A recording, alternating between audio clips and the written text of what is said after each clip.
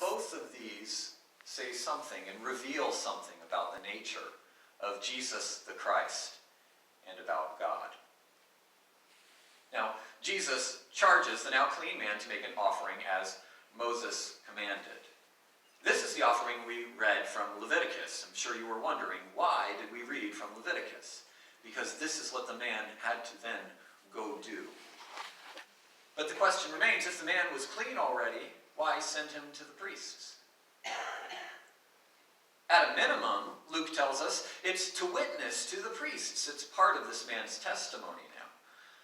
But then what is the purpose of all of these steps of this complicated ritual? And as we look through the book of Leviticus as a whole, each part of this ceremony comes from another place in Leviticus. It's as if the multiple different rituals listed in Leviticus have been pulled together and crushed into this one kind of, we think, very extravagant ritual for cleansing. And truth be told, it's not that extravagant. If you read the book of Leviticus, pretty much everything comes through this. And I will also add on here, this is roughly half of what's detailed in Leviticus to make someone clean for a skin disease.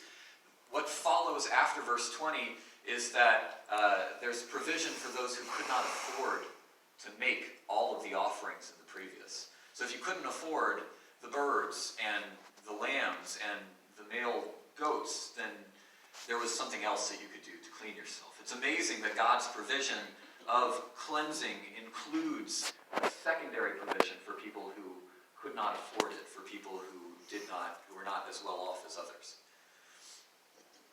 And so the offering on the first day was the one with the two birds. And the slaying of one and the release of the other is similar to the offering made at the Day of Atonement. Now, the purpose of the Day of Atonement is the highlight of the book of Leviticus.